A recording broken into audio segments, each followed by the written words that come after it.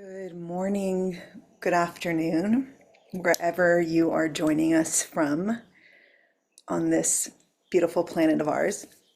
My name is Jennifer Vega, and I will be your moderator today. And welcome to the Community Practice Call, the power of your personal practice. John will be joining us shortly. I'm just going to go over a few logistics before we get started. So these calls are free, and we started them actually during the pandemic so we could give our community a place to come and practice and work one-on-one with John and just be in the field of practice and love, actually. We do offer an opportunity to donate anything you want to Claire's Place Foundation, which is John's daughter's foundation that she started for children and families with cystic fibrosis. It supports them in staying at hospitals and getting the care that they need. And Britt, I'm actually joined today by Britt Dominic. She's waving. She is our concierge. If any of you are in our ERE membership program, you have likely spoken to her or seen her online on our office hours calls. And she just posted a link to Claire's Place Foundation. And these calls are recorded, and they're recorded and will be up on our YouTube channel within 3 business days from today. So if you're here with us today, you are agreeing to be recorded. If you work one-on-one with John, you're also agreeing that your likeness, your question, and everything will be on the recording as well and available for public view. If you do have a question for John, you will be spotlit with him so everybody can see you and he can clearly see you. So just make sure that you're in a place where you could be seen and well lit.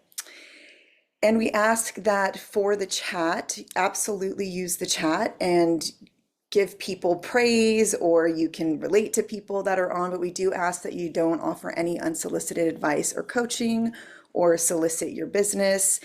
If you need support from Britt or myself, then you can say, I need support, and one of us will private message you.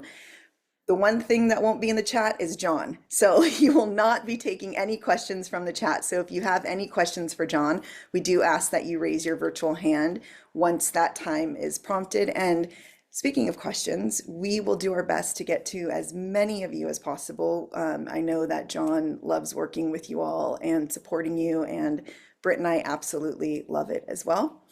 And I think I have said enough, and I'm going to bring John on this morning. Hello. Hello. Good morning, good afternoon, good evening, wherever you are. We love these calls because it's just a way for us to, bring a community together to do a little bit of practice. We'll do some light practice today. And I really want to take, some time to pound the table like I always do on how important your personal practice is. So if we, once we get into questions, I may be asking you about your practice. I may be asking you, what you do to kind of address the issues that you're bringing to the table. So just, know that I'm going to lean that way in terms of, offering you a practice that you can try, offering some ways we might do some practicing one-on-one here, or I might work with you in front of everybody. And, but the idea is that everything I've come to believe after, doing this work for, almost 20 years now, that everything starts from my personal practice.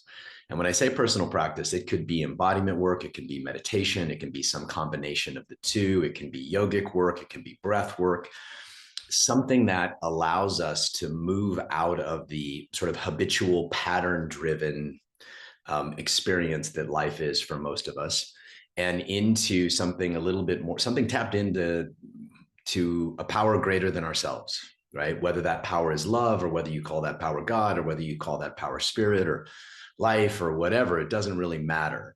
The idea is that we all know, right? I think everybody gets this part, right? That something is, life is making us happen. You are not making your own heart beat. You are not making, you can control your breath, but you are not making yourself breathe, right? You are not in charge of the trillions of processes going on in your body right now. Something is making us happen. Something is making us happen. And so practice, the whole essence of practice is to connect us to the something that is making not just life happen for us, but life happen for the entire planet, right?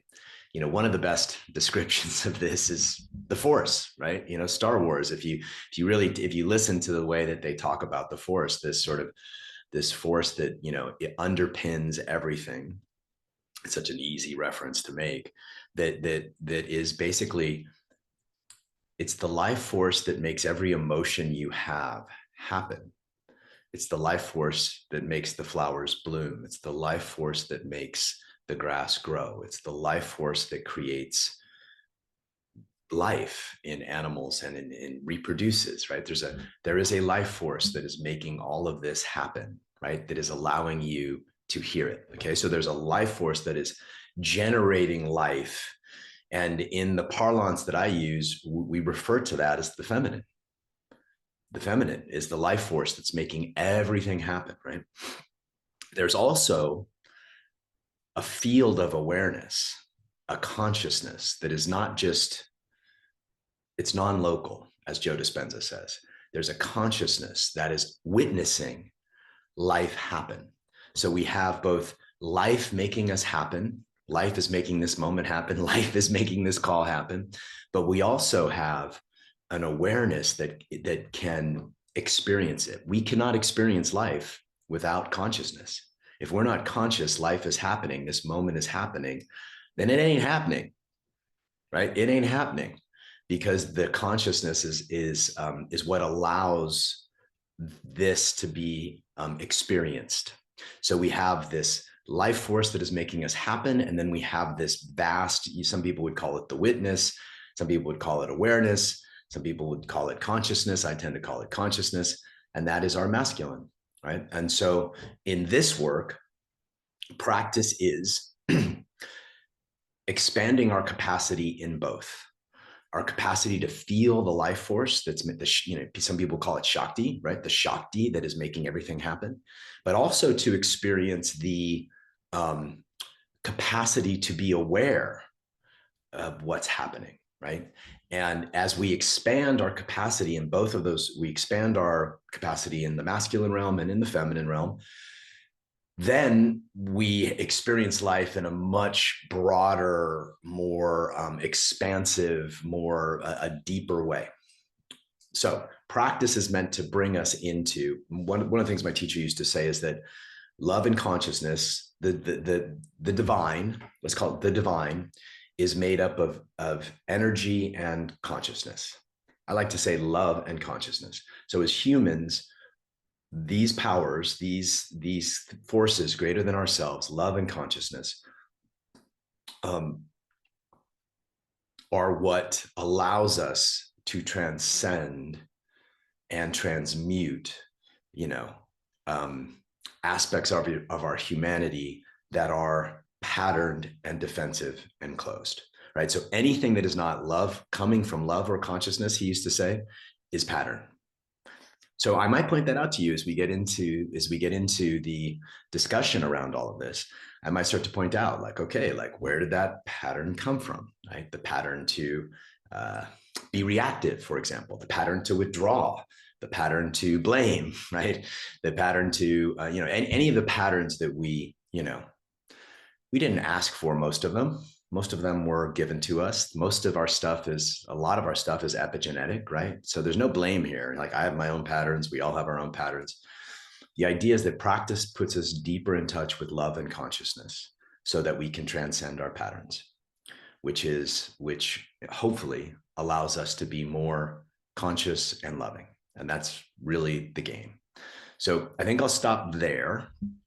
And I'll take your questions and we'll get into this stuff, but then I'm going to save about 10 minutes at the end for us to do a practice together.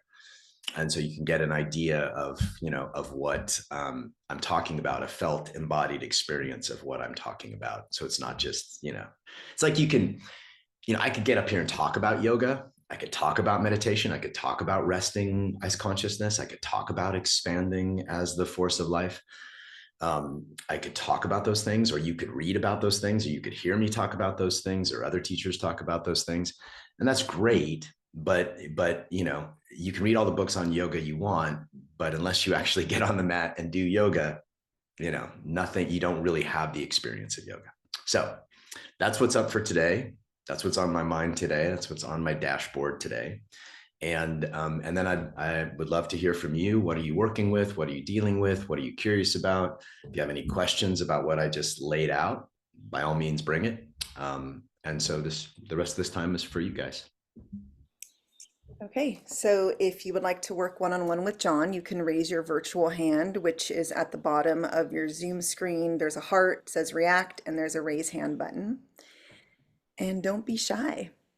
And nobody likes to go first. So are you guys clapping or are you raising your hand? I think you two are clapping, so you want to raise your hand. All right, Adam, we can start with you, but you'll need to come on video. Okay, great. Hello? All right. You're muted, Adam.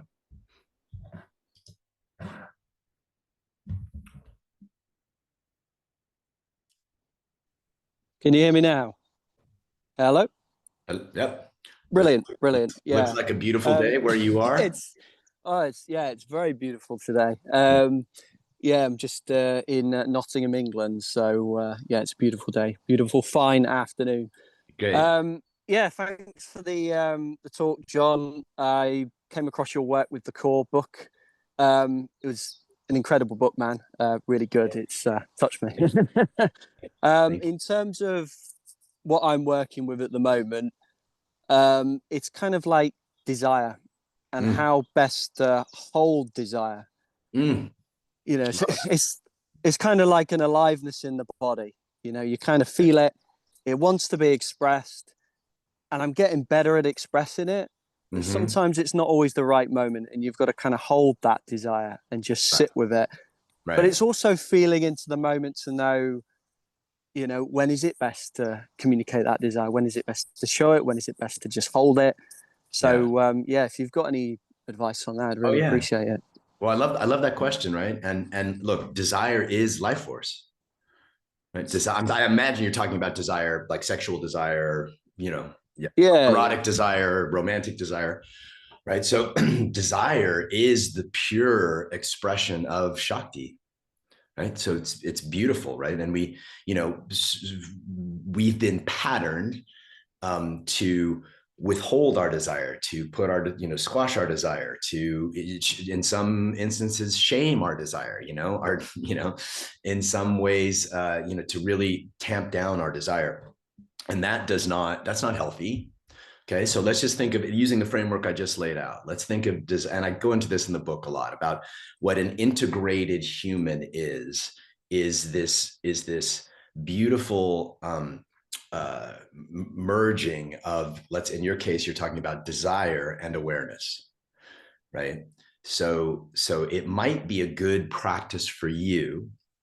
Do you have an object of your desire? Is there a particular human that you are desirous of? Well, there is a very beautiful woman that I've kind of opened my heart to, but there's still more I want to say, and it's getting the right moment. You know, it's getting the right moment to say it. It's feeling into that right moment. But yeah, I guess it's being like I say, being able to hold the feeling. And yeah. So, okay. So the pattern might be, I don't know you well enough, but I'm just going to, you know, throw some darts here, but the pattern might be to withhold your truth. Maybe you learned in your past that sharing your truth too soon could be dangerous. Sharing your truth too much could be, you know, you could be rejected. You know, sharing the truth of your heart, right, could be hurtful to you. Is that fair to say? Yeah, definitely. Okay. And so that's a pattern, right? That's a pattern we learn when we're kids, right? If I express my desire, if I express my heart's truth, you know, it might get smacked down. I might get punished for it. You know, we learn this stuff. We're pretty smart as children, right? We learn this shit very well. And so we learn the pattern is to tamp down your desire. Okay. So now what to do with desire? First of all, feel it. Like, just take a moment with me and close your eyes and really allow yourself to go into the feelings you have for this woman, like really like feel in your heart, like the part of you that just wants to give to her, that wants to ravish her, that wants to cherish her, that wants to take her places in life with her, and just let yourself really feel that desire. Give yourself permission, breathe into it. And do this now, like as you're feeling it, breathe into it. And then on the exhale, let it expand through your body. Like, you know, it's almost like you're spreading it like blood through every cell. Just let your body now be in the desire for her fully, fully. Good. And you can maybe even make an exhale, that a sigh that sort of shares a little bit of that desire. So there's a little bit of steam letting off.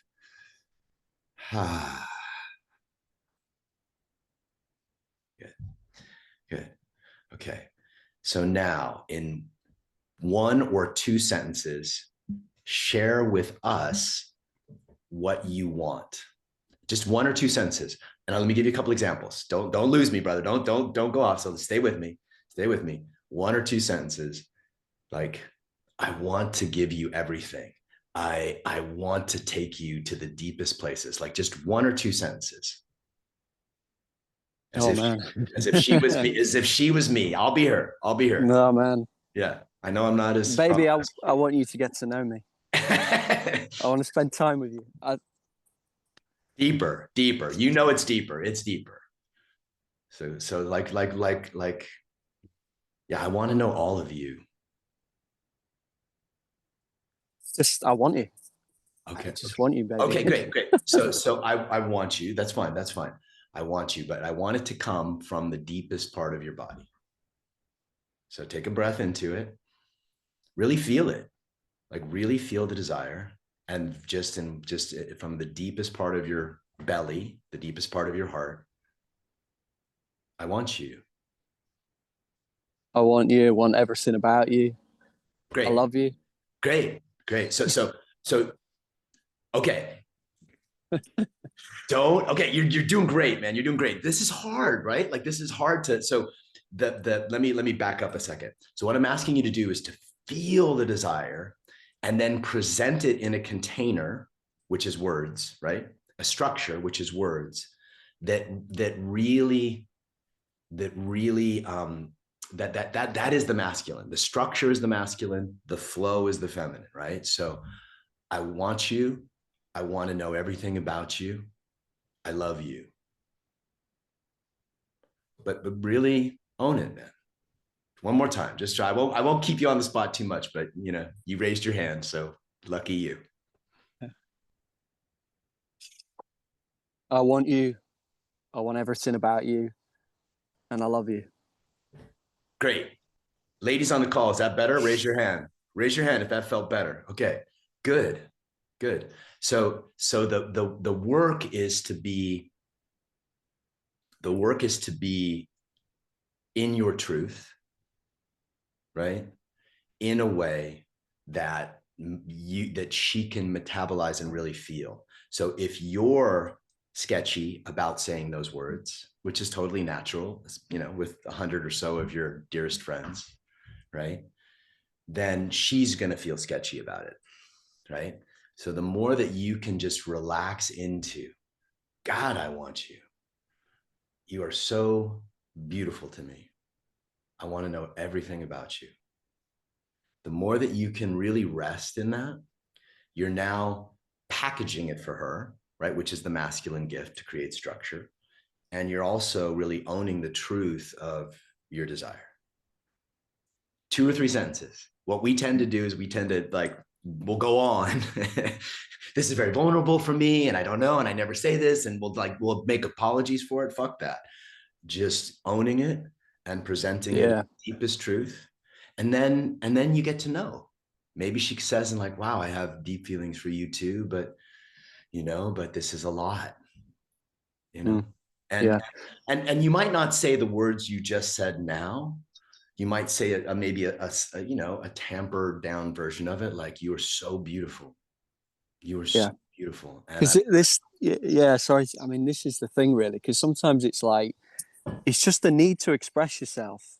Like, you might not expect anything, but that alone is Yeah. so like rewarding. You just feel so good about it. Just being able to say what you want to say. Yeah. Yeah. And Clearly you can and read the moment. consciously.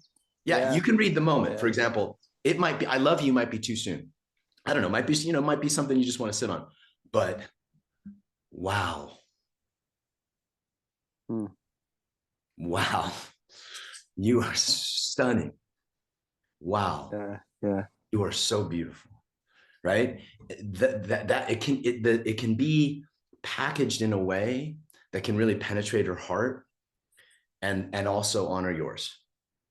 And, and look, man, we're talking about practice. What we just did is actually practicing, really bringing together, right? So that the pattern of withholding, pattern of protecting yourself can get, gently massaged open.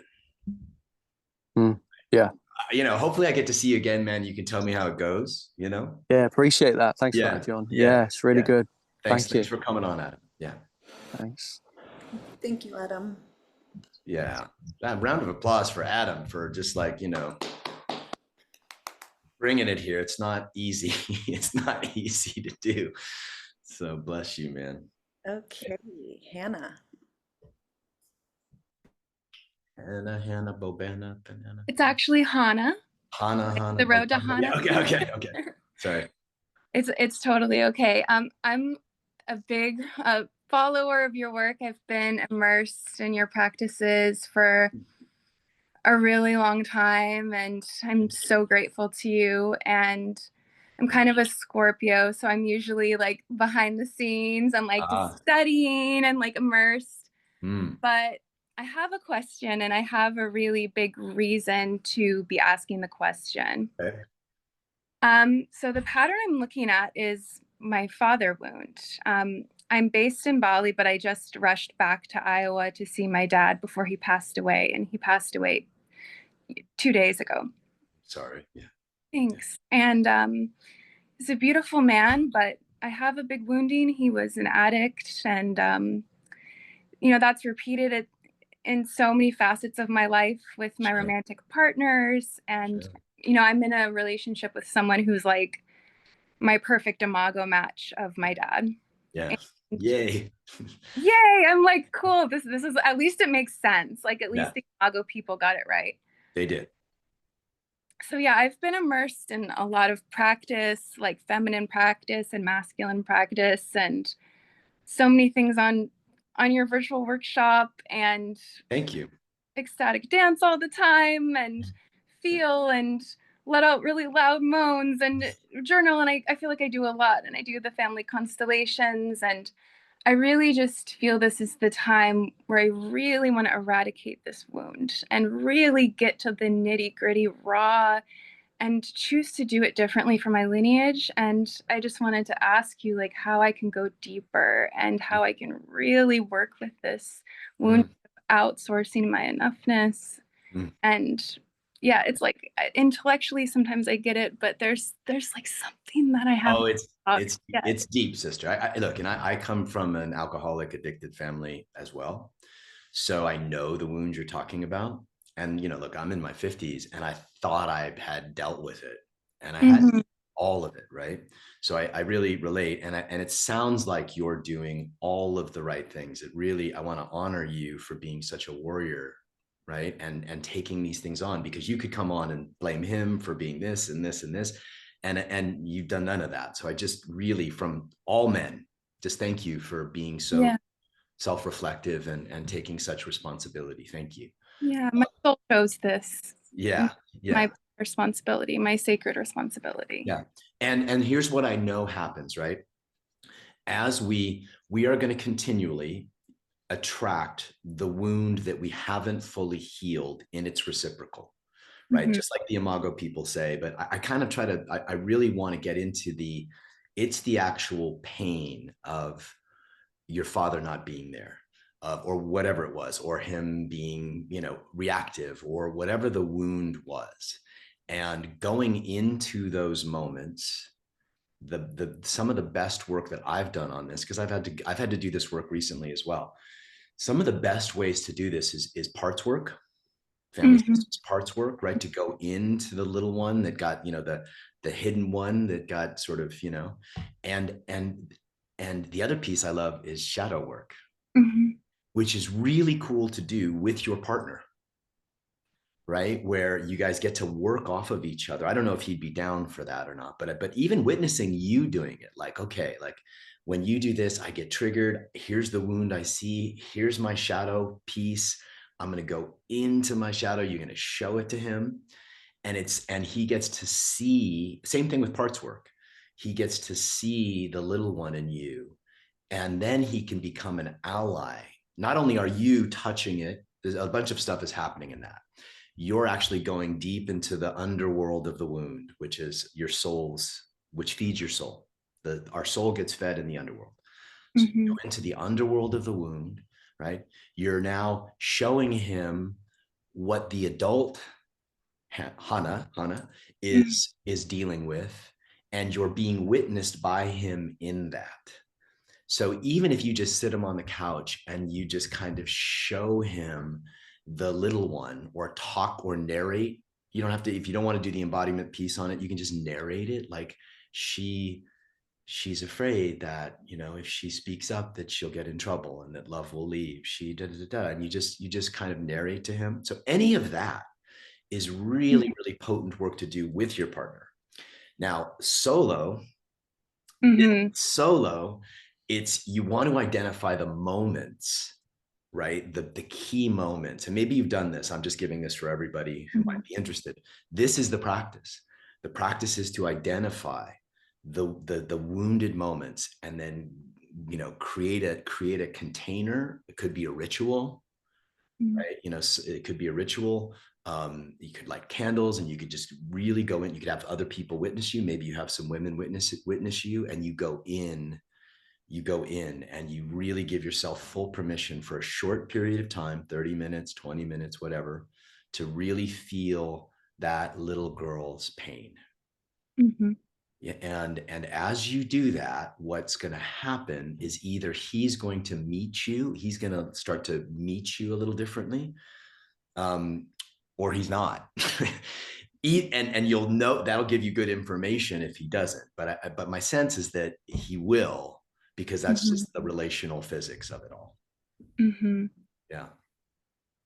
I guess thank you. That's all really really supportive. I guess like what I'm also feeling is just it would be nice to be witnessed in that way, but also it's like it's like the pattern itself, how to really release, Yeah. do you know what I'm asking? It's like because So my partner, is there a moment where the pattern takes hold? Like he does something and then you go into pattern? Do I you mean, it's recognize for that sure moment? a relationship, but it's just in all facets of my life. Like Uh, even like, just the way that I relate to any man, but also like even just financially, like even with success, like I want to prove myself to my dad. Like I was feeling in right before the call, like there's this part of me that wants him to be like, you're successful and you're enough and you're beautiful and you're everything. And, like my partner and I have done some of this work together. Like we've done a little bit of your work and your practices.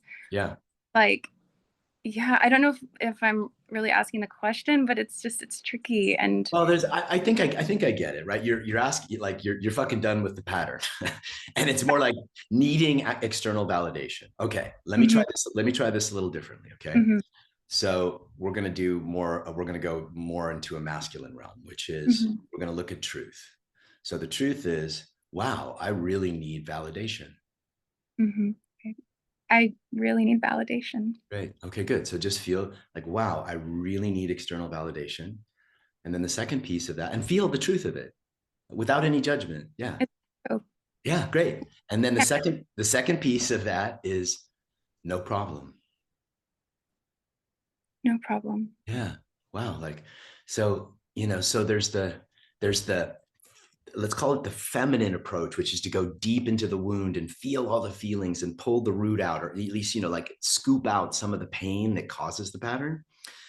Then there's the masculine approach, which is just to own the fucking truth of it.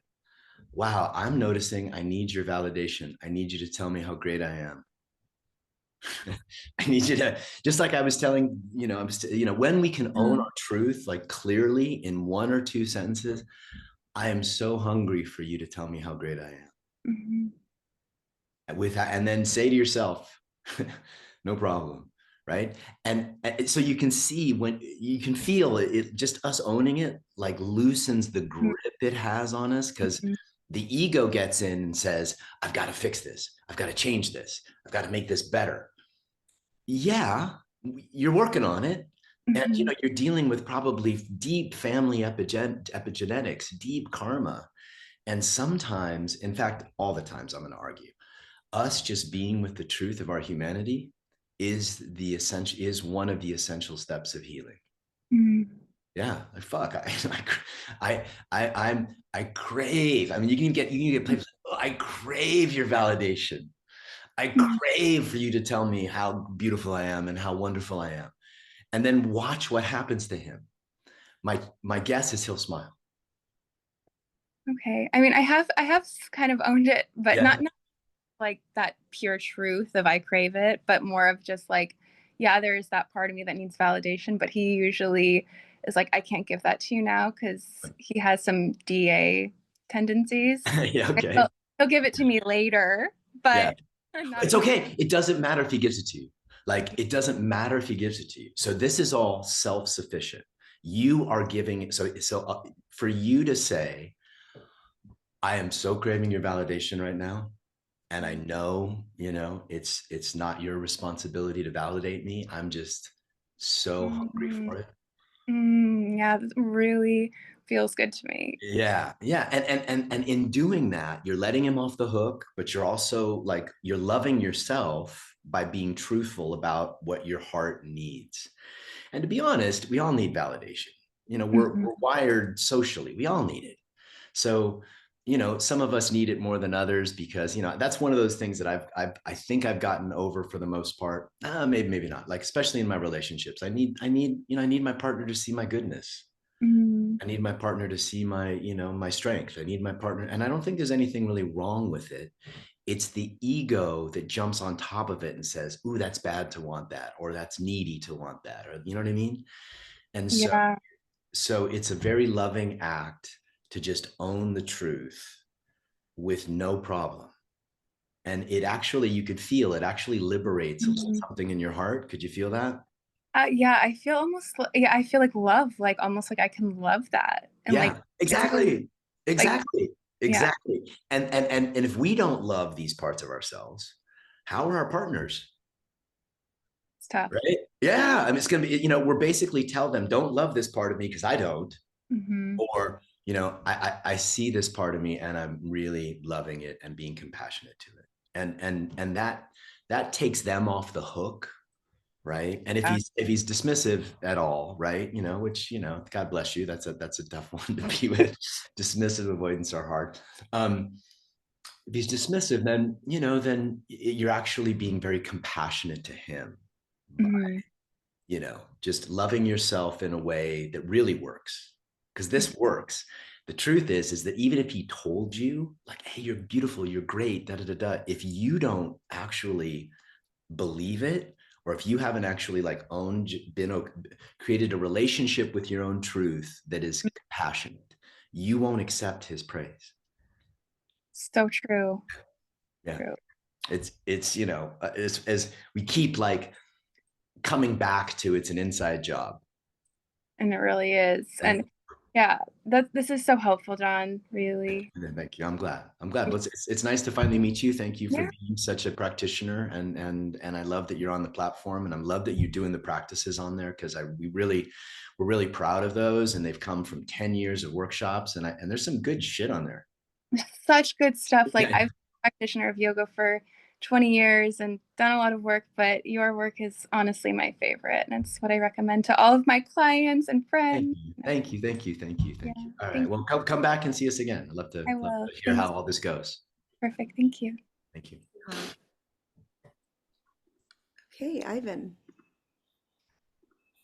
So let me just, hey, Ivan, before we start, let me just put a pin in this and what just happened. So the practice that I was working with Hannah was owning truth. and just speaking it without egoic issues.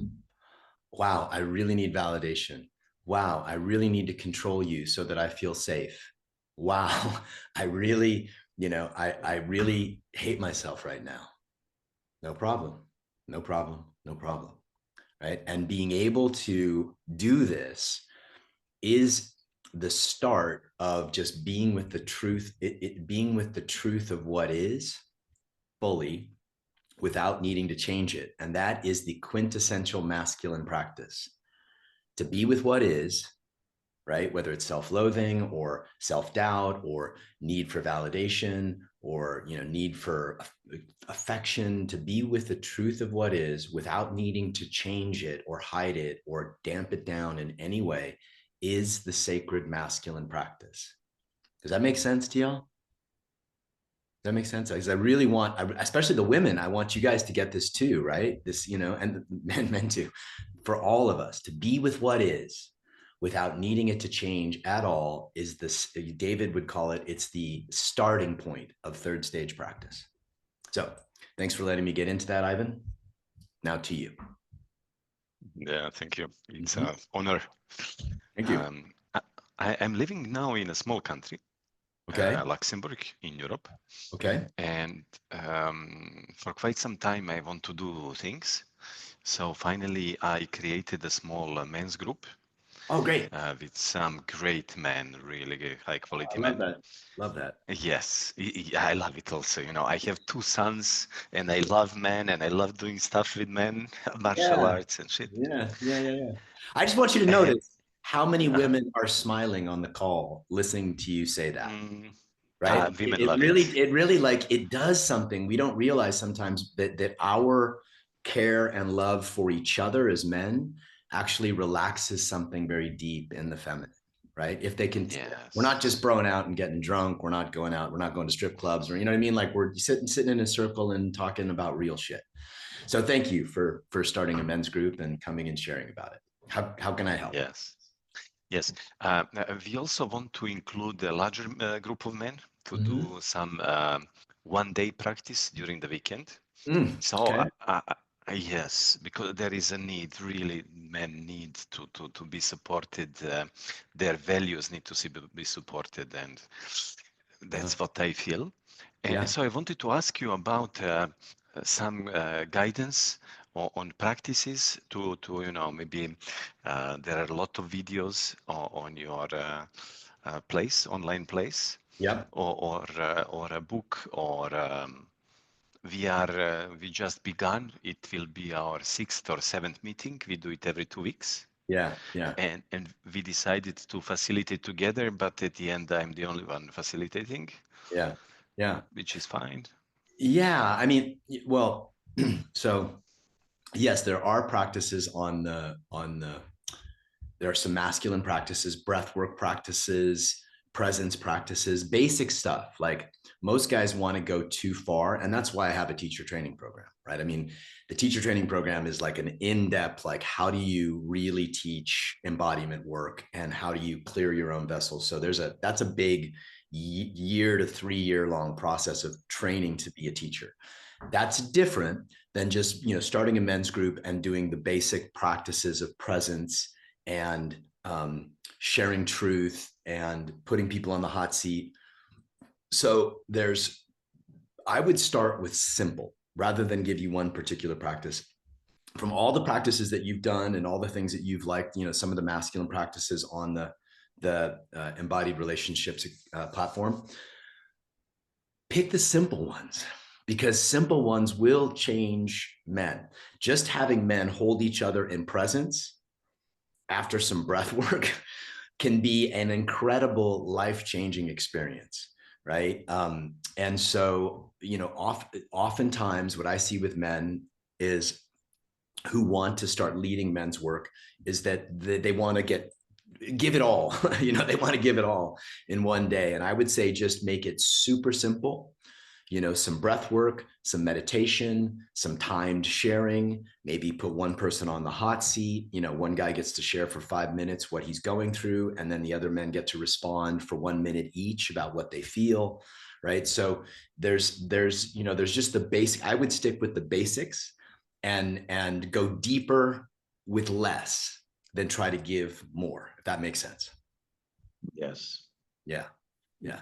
That's And I wouldn't try to do some of those practices on the ERE, are things that I've worked on for years before I taught them in workshops. So I wouldn't try to teach those. But there's so much that's available just in breathwork. I mean, man, just having men do ego eradicator and looking into each other's eyes for 5 minutes is a very beautiful sharpening practice. So there's a lot that you can do that's very simple and then very powerful. Yeah, feels great. Yeah. Can I ask one more thing? Okay. This one is heavy for me. Okay. I have 2 great boys, and wife I'm not getting along so well with. Sorry.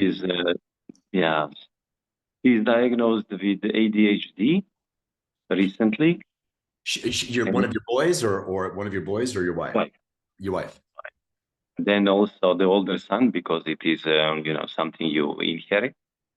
And she has the violent side.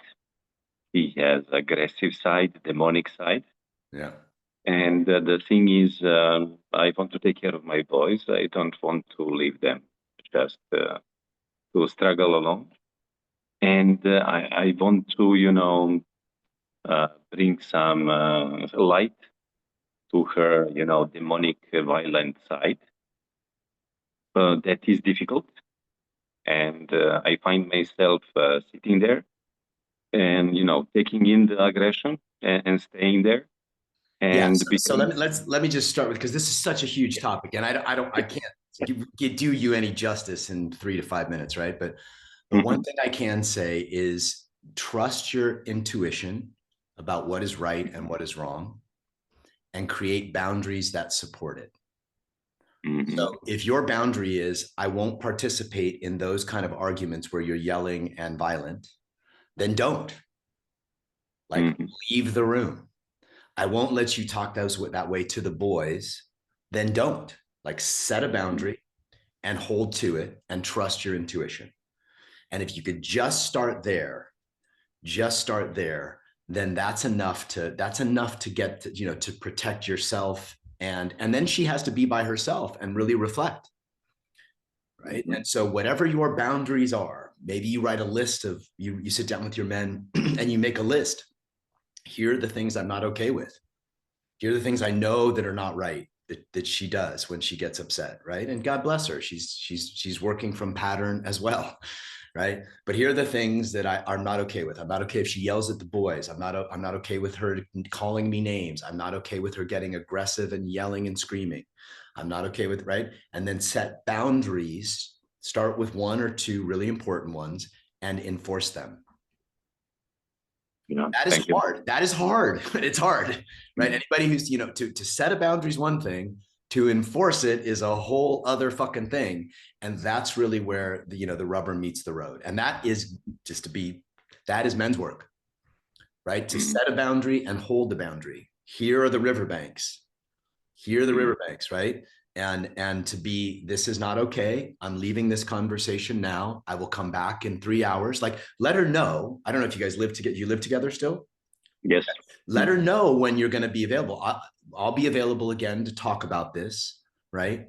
And at least that way you can start to protect your own heart, and you can protect your boys in the ways that you feel, that you really feel are important. Thanks. Yeah. Thank you, Evan. Good luck, brother. Okay, I'm posting some ego eradicator and just some basic masculine practice. Oh, sweet. Chat. Thank you, Jen. Thank you. Okay, Bea. Thank you so much. Thank you so much, Jen, for pronouncing my name right. Thank you. How do you know? Thank you so much. So first, John, thank you so much for everything you do. I've been there the last week on the feminine practice school, and it was great. Yeah, it was so beautiful because I'm a singer-songwriter, voice teacher, and I hold others, and it was so beautiful to be had and this way and Oh, crying great. to my shit to an unknown woman, without knowing the story and each other, Yeah. such a Good. beautiful thing. So everything what you just said to Hannah goes to me, Mm. daughter of an alcoholic father, and I'm sharing, and I got to a question probably. So I feel like I'm kind of punished of my success. Like I overgrown my father and my ex, and the specific situation now is that my ex takes my daughters, so I needed to sue him. So what I'm preparing now for for myself, standing on the court and hearing all these judgmental things, thrown against me. You're Yeah. not a good mother, da, da, da. Although he Right. doesn't pay a penny and he wasn't here, but of course now it's his identity to come against me. So I don't know if you have I mean, any. that's a big, again, you guys are bringing some big issues here, and I don't want to get over my skis, right? So, No. yeah. I come back to your map and your Yeah. expert. Let's say, like any specific boundary setting practice you would suggest in. Well, I think what I just said to him, like, trust your intuition. Ah, Like, you know what I mean? Like, it's very easy when we're up against especially a romantic partner's darkness, and they all have them. We have them, right? yeah. It's really, sometimes and I've certainly, had to deal with this myself, right? Where we take, especially if you're empathic, and especially if you've come from a drug addicted or alcoholic homes, you absorb their worldview. Does that make sense? Like, it's easy to absorb their worldview, and then you start gaslighting yourself. Of course, yeah. Yeah. Okay. So that's why I say trust what you know is right. Ah, Trust what you know is right. And then set boundaries that honor that. So I know it's right that I'm a good mother and that my children need to be with me, right? And then you set a boundary around that. And do you have no custody now, or you guys are working with custody or trying to determine custody, or he took? yeah, we are trying. So it's Yeah. coming, it's in the coming month. So it's like, but after 7 years, so it's out of nowhere. He came back, and now it's. Oh, But wow. anyway, you are saying trust your intuition and set the boundaries. To protect what you know is right. It's not just your intuition. It's like, I know that this is right. I know I'm right here. I know that this is not, and part of the good work for us who are kind of recovering codependents coming from alcoholic parents, all this stuff, is to be really clear about what we know is right. And then to set boundaries that really support that. That's deep practice, because all kinds of our shit will come up when we set a Even boundary. now, as you speak, I have. Yeah, I can tell you're rocking, and I can tell. Yeah, it's okay. Yeah, so let's just do this. So just like feel what I'm talking about. Like, imagine setting a boundary, and then really feel the base of your body ground. Like, let your body ground, and just imagine setting a boundary to him or to the court, or stating your truth, but do it, really breathe into your lower abdomen and let your exhale ground your lower body. There you go. There you go. Like, you guys can feel her whole nervous system just relaxes. And now, just in 1 or 2 sentences, just like I did with our first, right? Just say your truth.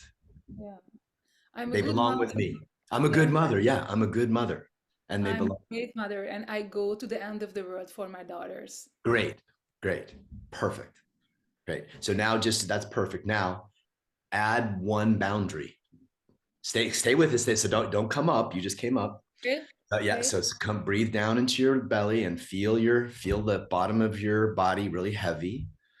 And guys, this is practice, like being in a difficult conversation and staying grounded and open. There you go. Good job, man. And then just state a boundary.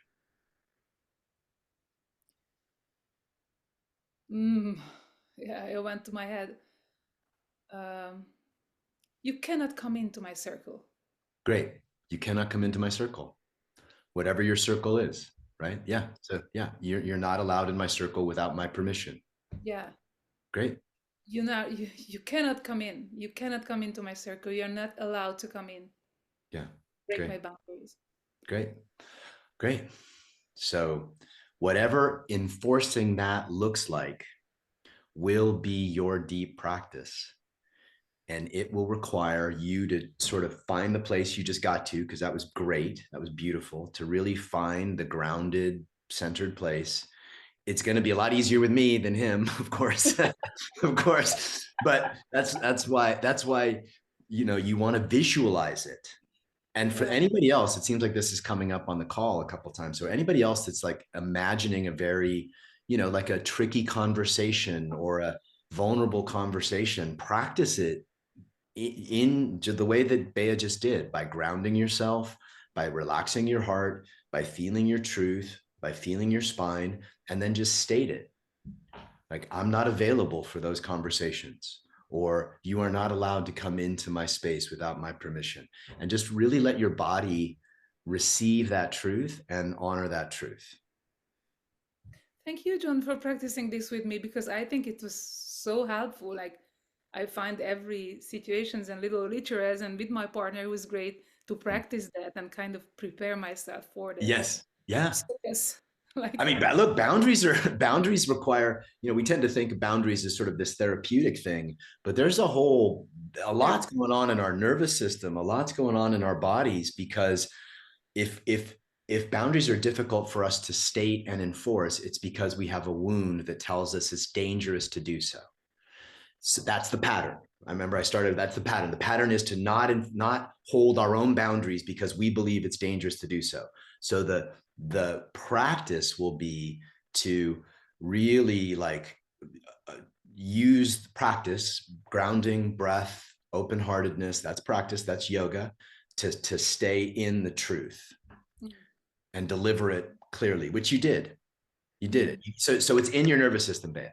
You got it. Right. It's just a matter of practicing it. And I wish you the best of luck with thank you. Your children. Yes. Yes. I'll be back. Thank you so much. Thank you. Thank you. Thank you. Thank you, Bea. Okay. Caro, can you come online or on video?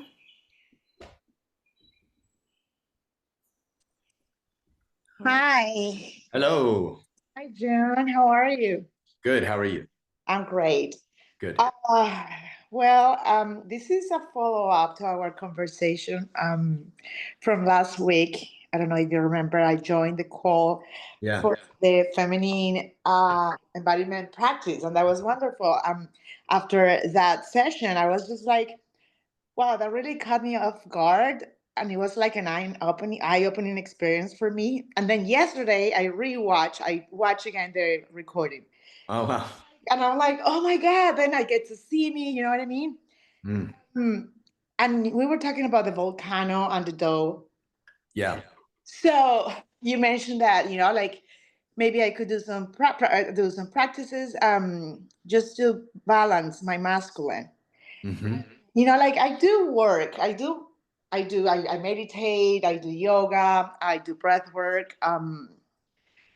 And I noticed that every time that I do that, my energy level, you know, relaxes. Or I don't know how to explain it, but I feel flowing, actually. That's the word, flowing. Yeah. Yeah.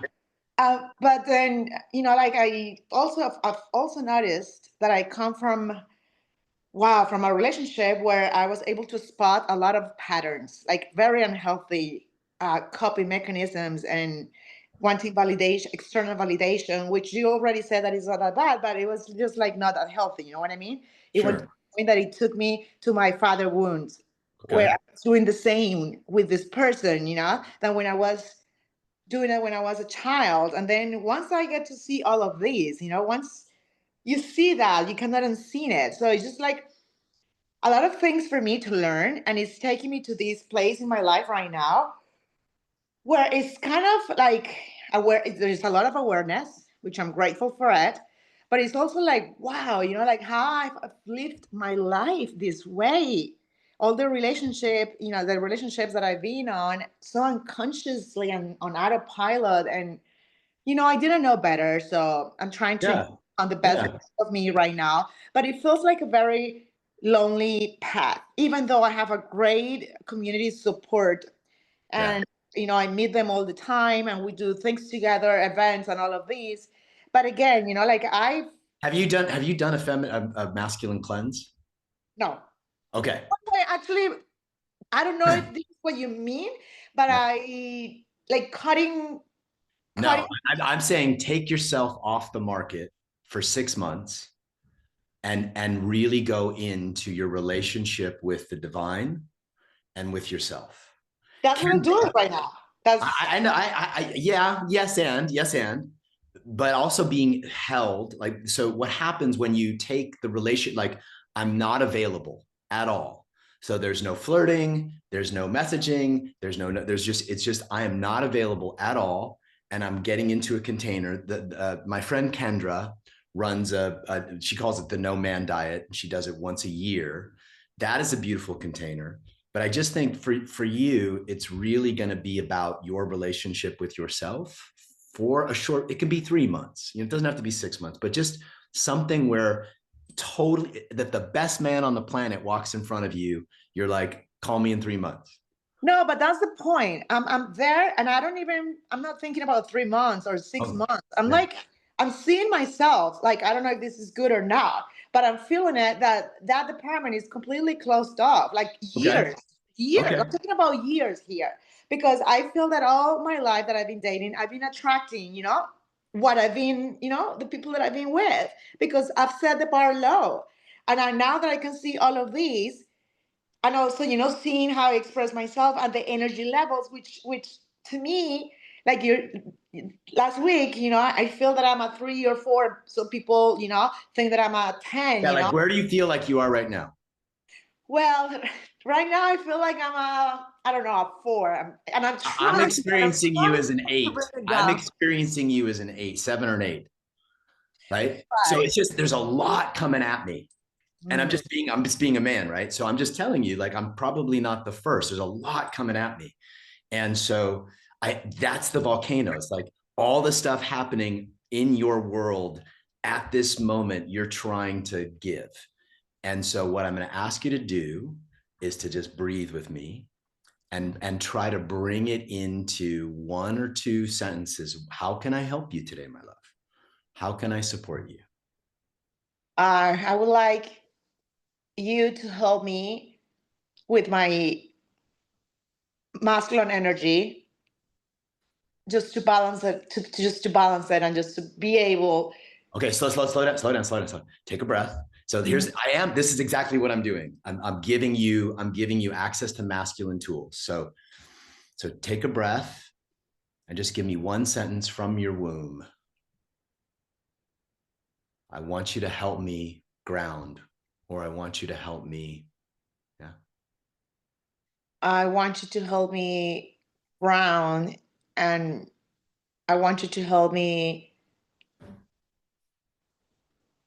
overcome all the limits. Well, I can't do that in 3 minutes. Okay. Sorry, my love, I can't. But ground and soften. Okay, great. So that I can help you with. So grounding, you're already doing. So soften would be slow your speech a little bit. So I want you to help me soften, and then take a breath. And just right now, you're softening right now. You're doing the yoga of softening. Right? And like I said, you have so much energy. It's beautiful. It's wonderful. It's sexy. It's alive. It's all the things, right? So just so that you can soften for yourself, feel all that energy, feel everything that wants to come through you, and just soften into it. Exhale and just soften into all the energy, all the emotion, all the desire. Yeah. And really feel, yeah, that's it. Yeah, and just let your shoulders soften. Let the front of your body soften. That's it. Yeah. And using breath. So speech, the reason why I had you slow down is because speech is breath modulated. So if you slow your speech and breathe a little bit more in between sentences, you're naturally going to soften. Yeah.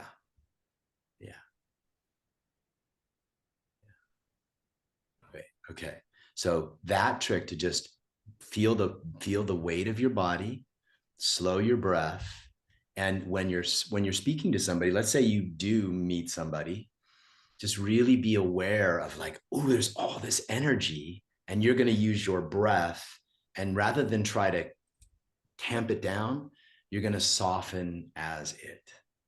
So you feel the difference between softening around it or softening into it, and then trying to either give it all or tamp it down? Yeah. Yeah. Yes. So that is a very simple, and again, there's only so much I can, we have with the pattern that I see in you over 2 calls, right? I don't know you that well, but just in 2 calls, is that there's so much going on and it just wants to be given and expressed, which is beautiful. And it's probably a lot for most men. If I was feeling that innate, I've got some practice in me, right? It's probably a lot. And so not that you have to diminish yourself. It's more about, here's the truth for women who are really energetic, who have a ton of energy, right? Sometimes modulation for a partner is important so that they don't get overwhelmed by how big you are. So you give them a little bit, then you give them a little bit, and then they take it, and then you might give them a lot, and then you give them a little bit, and you give them a little bit, but you're not denying it. You're just softening around it. Does that make sense? Yes, thank you. It really helps. Thank you. I'm Yeah. actually looking forward to join the ERE. Great. Yeah, great. Calls with you. Yeah. So thank you. Yeah. Yeah. And so I would keep saying, like, take the energy, because this energy is beautiful. It needs to move. Like, all the energy you are needs to move. So yoga's great. Dance is better for those kinds of things, right? Some of the practices on the ERE that are movement and expression practices, those are really good, the feminine practices. And I think that will really help just kind of move everything that's happening in you and continue on the softening piece. Thank you. Can you please do me a favor? Just write down the name of the person who is doing the no man diet. I think that's really cool. Oh, yeah. I'll send it. I'll put it. Yeah, we'll send it. Link. Yeah, Kendra's great. Kendra's a dear friend, and she helps lead teacher training with me. So she's in the teacher training world too. She's fantastic. All right, awesome, guys. Thank you so much. Thank you, Cara. Thank you. There's also some beautiful practices on ERE with practicing in your feminine while also cultivating, your masculine and consciousness and the divine, and having that be an awareness that's holding you in practice. And I'm going to post some of those as well. Great. Thank you. Thank you, Jen. Okay, I think we have time for 1 or 2 more, a couple more. Misha. Hey, John. Hi, Misha. How's it going? Yeah, Good. How are you? Good. Thanks for taking the call. Yeah, so I spoke to you last time. It was a little bit of a different topic, but now the piece I'm trying to get some of your life knowledge on is so I've been going through a rough patch with my mother of my kids for about 2 years. She opened a relationship. I got super jealous. And things cracked. I lost my cool, all of this stuff. But since then, I've been really heavy in your work. Chose a lot of repair, really kind of moved things around, and started getting the trust back. And lately, I joined another tantric school, known a bit like a cult. It's called TNT, the New Tantra. So I did did a couple of levels there. Is that Alex Vartman stuff? Yeah. Okay. It was quite intense. It was quite intense. I prefer your work, but I did take some good things out of it, and it really dropped me in my body. I really learned a lot more about surrender, flipping polarities. The reason I went there because it was actually hands-on sexual practice, and I really wanted that. I wanted to go into that, and lots of different things. Long story short, I came back incredibly grounded and very much open to these kind of partnerships outside. And I do like the guidelines that TNT has about, especially the romantic dreaming and being involved in relationship with, when you're in outside a primary relationship with another relationship with too many emotions and feelings. So how can I help you here? So what I'm trying to say is, so I said to my partner, look, you can go ahead and explore with this guy if you really want to, and I'm here if you want to do more repair. And she opened, and we actually are starting to come back into it together. Yet, and I reached out to him. I spoke to him. I said, look, all of this is open, but please don't go into the emotional, head fuck games. Just play around, enjoy yourself, yet leave some room for us to do our repair as well. Yet they both are choosing much more of a friendship and a sexual relationship, and I feel like that overstepped my boundary, even though it's very, very gentle and subtle, but a lot of jealousy. I don't think so. Yeah. I don't think so. No. I think if you say, Okay. hey, leave some room for the mother of my children and I to continue to repair, just be respectful of what we're trying to do, and then enjoy yourself. That doesn't feel like overstepping a boundary to me. Yeah, but they are like constantly talking. He's preaching to her about his relationship and things like that. So how can I help you, brother? I don't want to get too deep into So what I'm trying to say is how do I navigate this jealousy and still show up for her?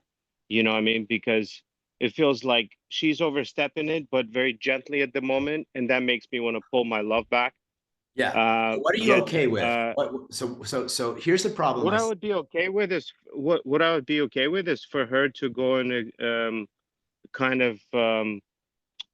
explore her sexual fantasies that when I'm not around. You know what I mean? Whatever she's missing in my relationship at the moment. I just want to make sure I'm hearing this. So you're okay with her exploring sexual fantasies, but not going deep emotionally.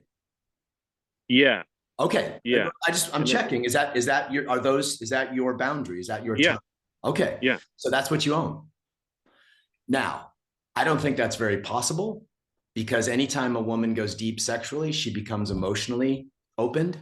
I think that's right. Some women can do it. Some women can do it, but I just don't think that's possible. And what I've seen in sort of poly relationships and open relating is that is not always. Some people do it well, so I don't want to generalize. But what I see a lot of is people trying to contort themselves into this thing where I'm not going to be jealous, or I'm going to work with my jealousy. I'm going to give my partner lots of space to do their thing. Either some people can do that. Like I have a lot of friends who are in ISTA and they can do that. I don't want that. I don't want that relationship. So it's really about, Misha, it's really about you getting clear on what you want. Like, what do you want, man? What do you want? And then owning that, rather than making it okay for her. Like if you don't want her to be with other people, and you're doing it, then you're never going to feel right with it. That's right. How are you ever going to feel right with it? Because she wants to open it. So now you're just trying to contort yourself. And let me get into polarity 101 here. David Data's chapter is great, which is choose a woman who chooses you. That's right. And I mean, this is now, we spoke about this last time. Yeah. This is my bias. We said the same thing. Yeah. Yeah. The problem is I'm stepping out. I step out of the relationship as well. You know what I mean? I have practice dates with the TNT girls. What do you want? Well, ideally, what I would like to is have more of a sacred union where we really do some stronger repair and we actually practice tantric sex, just the two of us. Great. You know what I mean? That's the clearest I felt. Well, hold on. Slow down, bro. Slow down. That feels clear. I want us to. Ideally, I want to. Ideally, I want to. This is what I want to see. Yeah. So if you give her that, this is what I want to see. I want us to be in sacred union, to practice tantra together, and then maybe in 6 months, a year, 2 years, we might play together, invite other people in, or have experiences once we've repaired. That feels like a very clear and quite frankly very healthy desire. So I would start with that, just in all the ways I've talked about today, right? About breathing. Really owning yourself and just owning your truth in 2 or 3 sentences. I want us to be in sacred union together. Okay, question. In the bathroom, there's no mirror. Sorry, please. So if I buy both of these and they don't fit, can you give me a refund rather than an exchange? The importance of there's muting. No way to Jen, see can you if mute they them? fit. No. And if I come back. Jen, can you mute them? Thank you. Sorry about that, brother. That's start okay. with your truth, man. Start with your truth, because anything that's not your truth is going to be torture. That's right. So it seems like I can't really come back into the relationship until until I'm met there. Yeah. You know, because I'm kind of choosing to play a little bit as well and serve a little bit as well, but I feel like it's just gonna fucking eat me up. That's the sense I'm getting. And I would ask what the other men that you trust in your life say, right? The men that you trust. Yeah. What do they say? Because they know you better than me. But what I'm sensing from you, man, is that, yeah, you're going to fucking torture yourself trying to like fit her plan. And if her plan doesn't align with your plan, there's no problem with her plan. Her plan is her plan. But if they don't align, that's where, you know, torturous, codependent, really, you know, painful experiences happening. That can't be good for you or your family. Yeah. All right. All right, cool. Man. I wish you the best of luck. Thank brother. you. I wish you the best of luck. Thank you. Yeah. Thank you, John. Yeah. All right, we'll do one more. Great, Misha. I just posted a bunch of links for you to check out in ERE. Yeah. Thank you. It's hard. You know, the topic of open relating is hard. I get this a lot. And I think that some people do it very well when they do it consciously and it's done, you know, but the one thing that I've seen a lot is that the couples that do it well really solidify the bond that they have first. Like they repair, they really trust each other. There's a foundational trust that is unbreakable, so that playing with other people or experimenting with other people is enlivening and not destructive. But if there's not trust, and this goes to the thing I've been pounding the table on for a while, if there's not emotional safety, then deep sexual practice, whether it's with other people or even together, is going to be very tricky. And it can actually be very damaging because you're wide open sexually, right? You're open sexually, but you're not in an emotionally safe container. And that, you know, I've been on probably both sides of that, but I've definitely been on the wrong side of that. And it's fucking painful. So just some, you know, words of wisdom, my opinion, only my opinion. I'm not against open relating. I just think that doing it well takes a lot of consciousness and practice. Okay, who's up? Okay, Corinne. Corinne, sorry. Oh, it's Corinne. You had it right. Thanks. Okay, Corinne. Hi. Hi, John. I've been a longtime fan of your work, and I really appreciate what you're doing, especially around men and men's work. Thank you.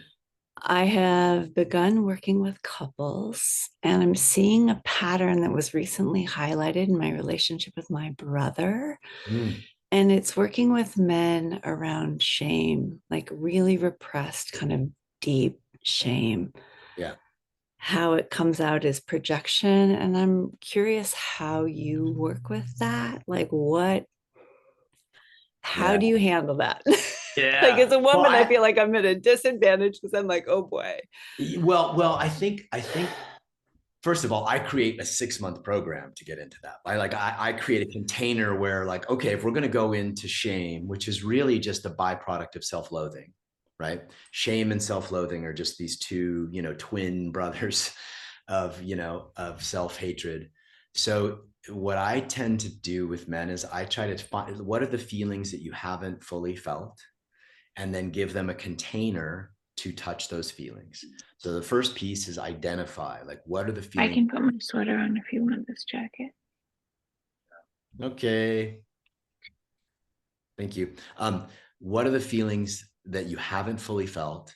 And then give them a container. It could be 5 minutes or 10 minutes, or if you're working in a session with them, you know, you and their partner can just, you know, hold them as the feminine and let them and be witness to them going into the feeling for 5 or 10 minutes, or even just if they can't access the feeling, then just narrating it, right? And again, this is stuff that we get into deeply in teacher training, so I can't do it justice in a 3-minute call, but that's how I would handle it. Is, you know, identify what's the feeling. You know, where did it come from? How old were you when you first remember having this feeling? What was happening? How has it happened throughout your life? And then, you know, create a space for them to touch it while being witnessed in love. And that is a transformational practice, especially for a man and having women hold that space. You know, I've done a lot of this with men holding. I think both are necessary. In EMLT, we do it with the men holding space for each other. In teacher training, we do it with the women holding space for the men and vice versa. And so both, I think, are very necessary. It's kind of a reparenting thing, right? It's like we're reparenting each other, you know, in ways that we didn't get parented properly. God bless you, mom and dad. You know, so I honor the work you're doing. I hope does that give you a little something to start with? Yeah, it's just, I've seen this a few times recently on your calls, and it's just the simplest, most loving, grounded presence tends to be the missing link, right? Yeah. Yeah. There is something that happens. They talk about this in psychology, that there's one thing about feeling your own feelings, like when we cry alone or when we go into, you know, and I certainly encourage people to set up their own rituals at home for 5 or 10 minutes a day or a few times a week. But there's something about being witnessed. If we can be in our shame and self-loathing, and then 2 people or 3 people or 1 person is looking at us and loving us while we're in that experience. I mean, that's what happens in workshops a lot. That's what happened, you know, that changes something. It rewires something. It's very potent. I can't remember the term that therapists use for it, but I see it all the time. Yeah, like the corrective experience. Yeah. It penetrates much deeper to be witnessed in what you think is the ugliest part of you in love. Yeah. So, thank you. Yeah. Best of luck to you. Best of luck. Yeah. Okay. I want to end. I'm sorry, guys. We have some more. I want to end with a practice just to give some experience here. So it's not going to be a crazy practice. It's really just going to be working with some of the energies that we've talked about. We do have an ERE call later this week, right, Jen? Is it later this week or tomorrow?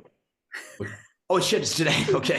I don't know if you can sign up. Wow, I guess I'm on double duty today. But yes, but you know, you can ask if you're part of the ERE, you can ask me questions there, or I think you can join with the 7-day trial, but I don't know if it's too late for today's call.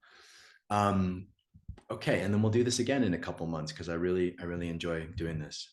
Okay, so choose for yourself if you want to work with masculine or feminine yoga, and I'll be giving both.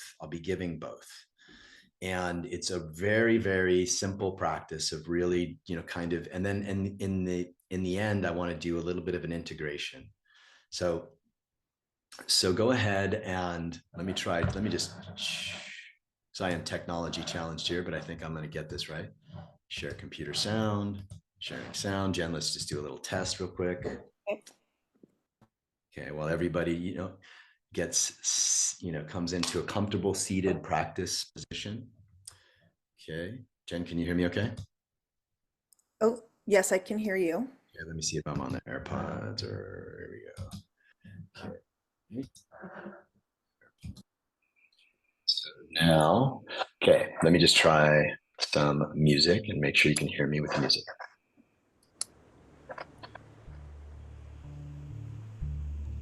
So you can hear me and you can hear the music, Jen? I can hear the music pretty low in the background, but yes, I can hear both. Okay, good. I'll turn it up. I just want to make sure you can hear it. So that about right sound? Yes. Okay, good. Great. All right, so we will start there. Everybody close your eyes and in some way start to ground your body by making stronger contact with the earth through your seat, or through the soles of your feet, or through the seat of your pants. Just feel everything kind of weighting down. Let yourself get heavy. Let your ribs press down. Let your shoulders press down. Let your breath start to drop into the belly. And just extend your breath a little bit to be a little longer on the inhale and a little longer on the exhale. Inhaling through your nose. You can exhale through your mouth or your nose.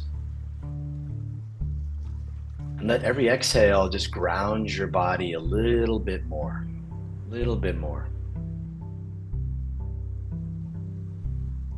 So you actually start to feel yourself pulled into the earth.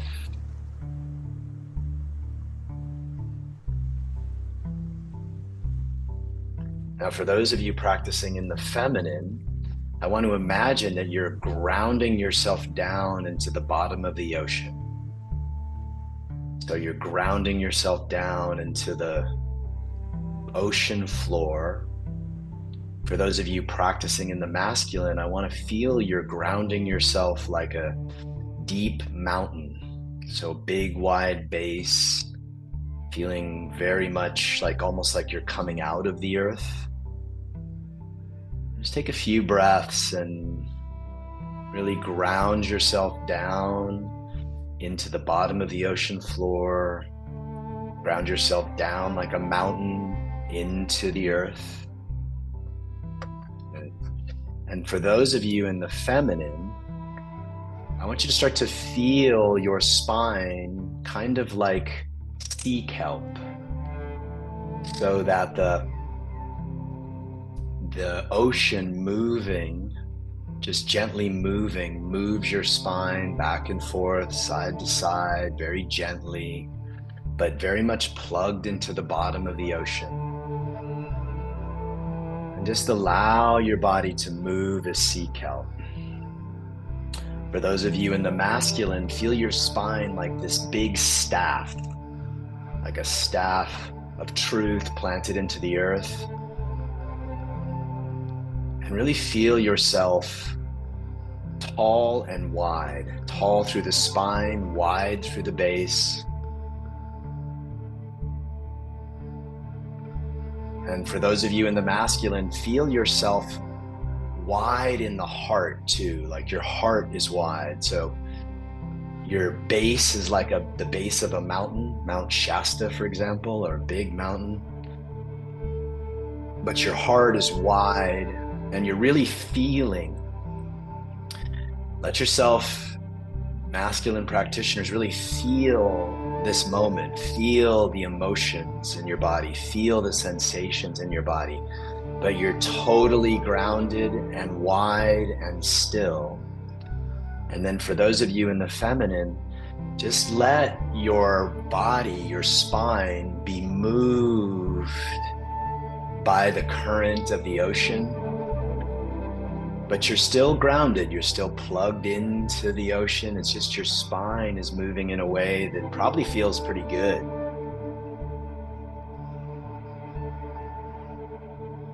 And now, feminine practitioners, imagine this ocean is this ocean of love.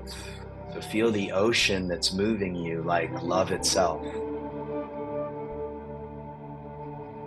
The current of love itself, and just start to move your body in a way. And feminine practitioners, you can start to bring in your arms, maybe touching your own body, but just feel your spine as sea kelp.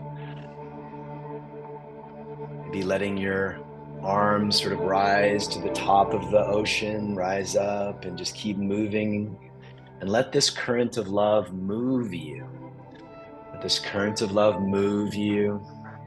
Good. It should feel kind of good. It should feel good. And then masculine practitioners, really grounding your base, still breathing deep into your belly, breathing deep into the base.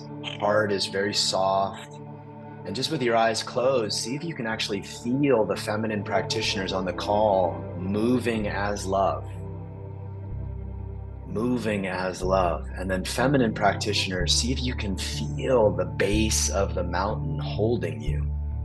This wide-hearted mountain witnessing you, like the mountain witnesses the forest or witnesses the waterfall, just holding space for you, flowing as love, letting the ocean current take you for another minute. You might bring your hands up and just let your hands move as love, the ocean of love just moving you. And masculine practitioners, just let all of the energy be in your heart. So really feel the women moving, feeling the feminine move as love, pleasure, just easy flow. And now for the last part of this, masculine practitioners, feel that seek help, feel the seek help moving inside of you. So without actually moving your body at all, men, grounding, but feel the internal, feel the women as seek help moving inside of you. Feel them flowing like they are moving up the center column of your body. And feminine partners, feel the movement and the love that you're creating. Actually feel like you're placing it inside of the masculine practitioners, like opening them up from the very center of their bodies, bringing love and pleasure. And men, just keep holding it with a few more breaths. We're not going to be here for much longer, but really let her in. Let her in. She wants to be pleasure for you. She wants to bring you this flow of love, this ocean of love, this easy flow of love. Imagine, feminine practitioners, for this last few moments that you're bringing it, you're sort of bringing this pleasure-filled, love-filled movement into the center of the masculine practitioners' bodies while they hold this really beautiful, open-hearted, wide mountain stance. And then just let everything come to stillness. Let everything come to stillness. And continuing to just feel yourself as seek help, but very gentle, very subtle. Feel your spine undulating, feel it being moved by the currents of love. And masculine practitioners, feel the base of your body like really planted into the earth.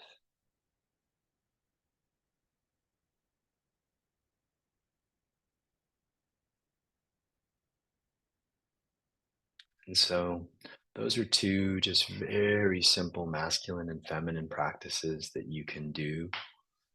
It takes even just 2 minutes of grounding as the wide-hearted mountain and moving as the current of love. Just doing that for 2-3 minutes, once or twice a day, just totally resets and aligns your system to, grounded depth and this sort of beautiful current of love that is always all around us. So just close with a bow to all the other practitioners.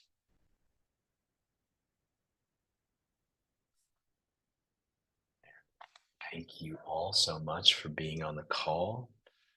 We've just opened enrollment for teacher training. So for those of you that have been interested in taking a deep dive into this work, a year-long program, it's a wonderful, it's my favorite.